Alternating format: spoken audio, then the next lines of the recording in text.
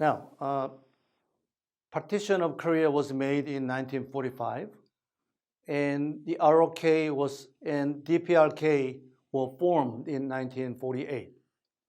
And Kim Il-sung, by the way, started to have his dream of liberating South Korea by force. And I mentioned in the last slide that after the formation of ROK, the U.S. withdrew its forces immediately. So there was no American forces in South Korea, but there were many Soviet military advisors and Soviet armies and Air Force. So October 1949, Mao unified whole China. And Kuomintang forces fled to Taiwan. So right after the victory of the war against Kuomintang, Mao visited Moscow to meet Stalin in December 1949. And he requested two things to Stalin. First, Mao suggested a military alliance with the Soviet Union because Mao was extremely concerned of American revenge or attack against the communists in China. But Stalin said no, because already America as well as the Soviet Union possessed atomic bombs. So if America attacked China, then Soviet intervention into the war would be inevitable. And then the world would have the nuclear war or Third World War. That's why Soviets said no. Second suggestion of Mao to Stalin was Stalin's help for the Mao's liberation war in Taiwan. Because Mao, same as Kim Il-sung, wanted to have the People's Liberation War in Taiwan in order to get rid of the Kuomintang people. But Stalin said no again, no. And a month later, in January 1950, U.S. Secretary Acheson drew a U.S. defense line, the so-called Acheson Line. The Acheson Line covered Japan, Okinawa, and the Philippines in order to contain the expansion of communism. So it excluded the ROK in Taiwan. Let me show you a picture. This is an Acheson Line made in January 1950. So Aleutian Islands covers Japan, Okinawa, and the Philippines. So it excluded, in other words, the U.S. is an announcement that U.S. is not going to provide any commitment, defense commitment to South Korea nor Taiwan or South Vietnam. So it was a great chance for Kim Il-sung for his liberation war. So Kim Il-sung, after the Acheson Line was declared, visited Moscow in March 1950, and he stayed there for a month. It was a peculiarly long stay as a once leader of a country visiting another country. He stayed there for a month and persuaded Stalin in order to get help from Stalin for his liberation war in the Korean Peninsula. But in the beginning, Stalin hesitated and said no. But after they repeatedly, Kim Il-sung requested the help for his liberation war in the Korean Peninsula, Stalin said yes. Instead, he wrote a small memo, saying that deliver this memo to our comrade, Tabarish Mao. The note said that support or help Kim Il-sung for his liberation war in the Korean Peninsula. if the US intervened into the war, Soviet would help. So with that note, Kim Il-sung came back from Moscow, and next year, in May 1950, he visited Beijing and met Mao Zedong. And in the beginning, Mao Zedong still hesitated of his help of Kim Il-sung's liberation war in the peninsula. But finally, Mao said yes too. And Kim received yeses from Stalin and Mao for his liberation war in Korea finally in May 1950. And people did not know the existence of the Stalin's memo to Mao, but that note was discovered after 1990 when the Cold War system demised. That note was discovered. So Korean War between 1950 to 1953. North Korean tanks and troops crossed the border in June 25th, 4 o'clock in the morning, which was on Sunday. All the people were sleeping, and soldiers either went out or for vacation or little break. Everybody was sleeping because 4 o'clock in the morning, Sunday morning. And right away, Syngman Rhee asked the US for help. And American President Truman convened the United Nations Security Council. Truman. And finally, the United Nations Security Council and the United Nations in General Assembly decided to punish the aggressor and send the multinational forces to save South Korea.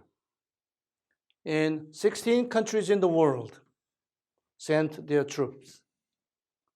When I was little, we had to memorize all these countries. I still memorize them.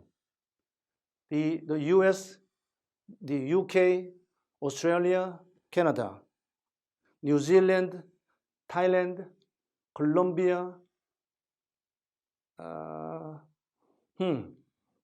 and Belgium, Greece, Turkey, the Philippines, Italy, and South Africa, and so on and so on.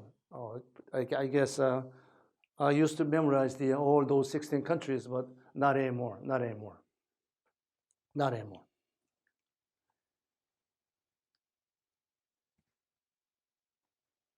And after the war breakout, only within 3 days, Seoul fell to the communist hands. And in 3 months, all the war front went down to nearby Busan area. Let me show you. This is the front line. All these territories were occupied by North Korean soldiers. So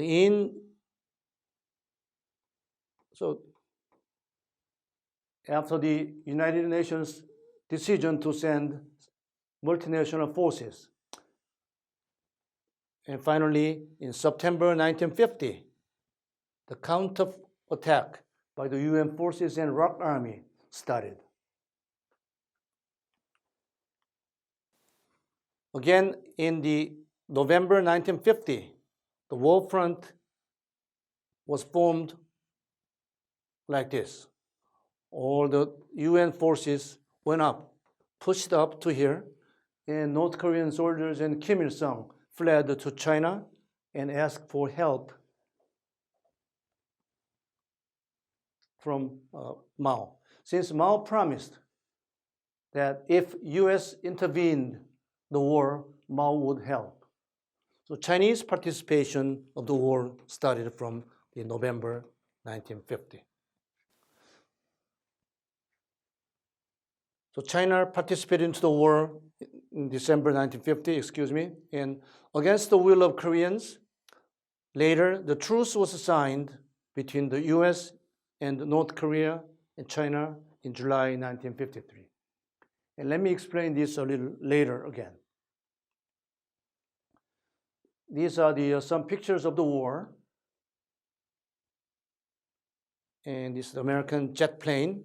This is a scene of the Incheon landing operation. This is the city of Incheon and the American ships filled with the UN forces.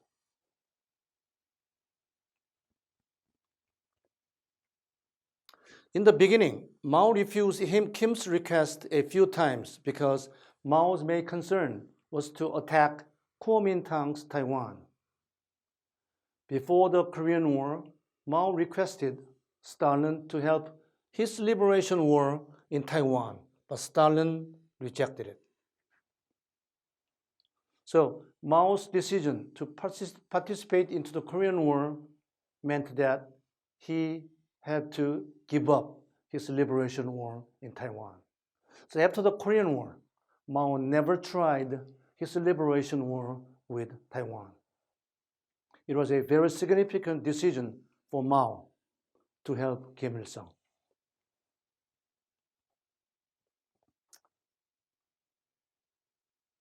This man is General MacArthur, who was the commander of American forces during the World War II in East Asia, and later he was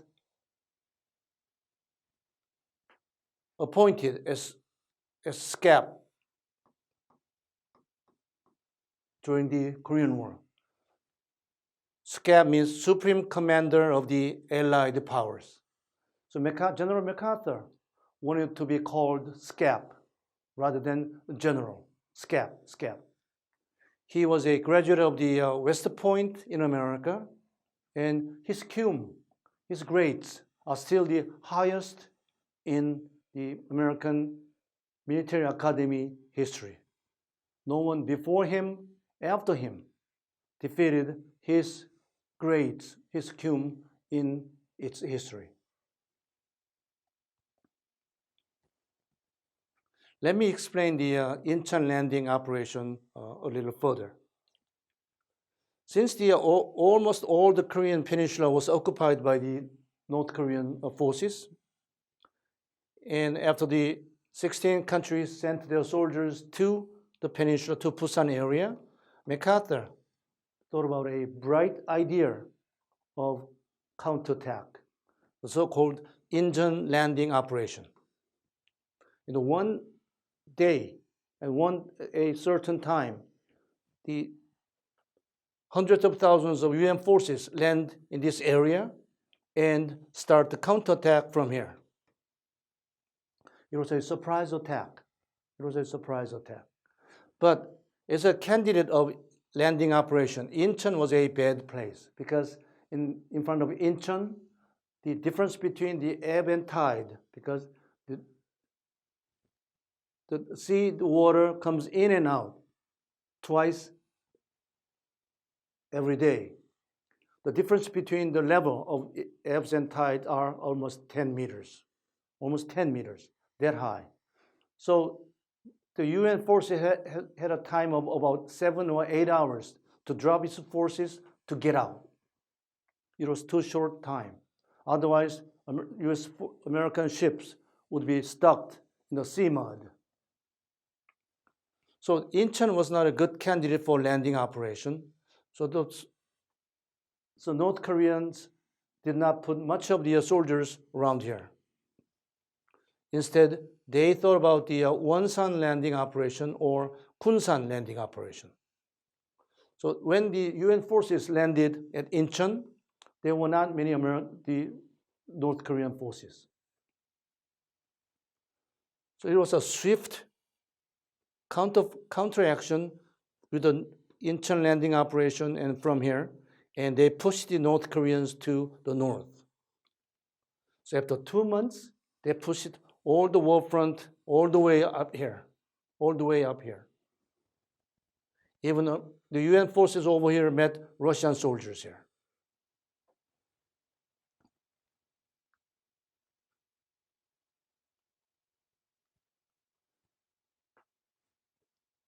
After the participation of the Chinese into the Korean War, the war front came back to the way it was in the early 1951. So since then, stopping the war started to be discussed, because at that time the American public opinion was so bad. The so-called wrong time, wrong place, wrong enemy, wrong time. Why now? Why after the loss of China? Why now? Wrong place. Why Korea? Why not China? Wrong enemy. Why North Koreans?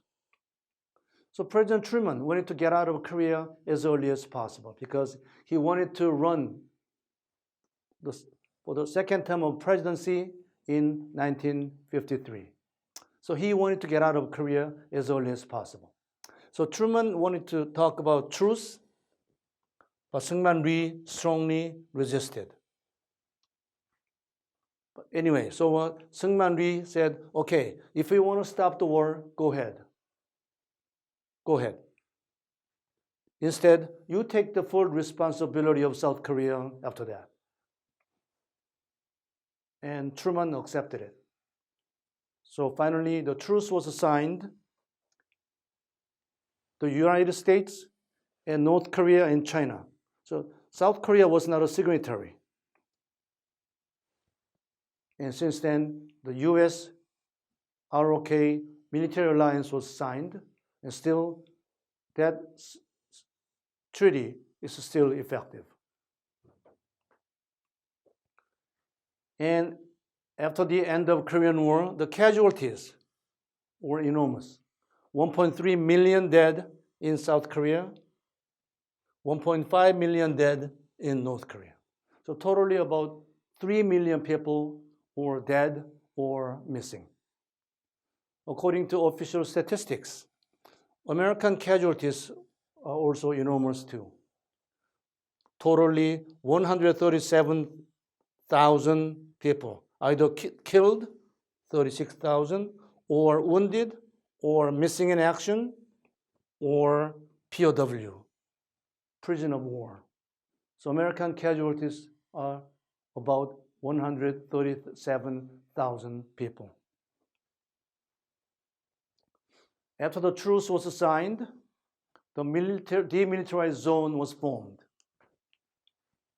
This is a demarcation line, and demilitarized DMZ, demilitarized zone, was formed. So demilitarized zones looks like this: 4 kilometers wide. This is 4 kilometers, and 280 kilometers long. It stretches from here to here, about 280 kilometers. After the establishment of DMZ, the division was eternalized. Still, the DMZ is the border between North and South Korea.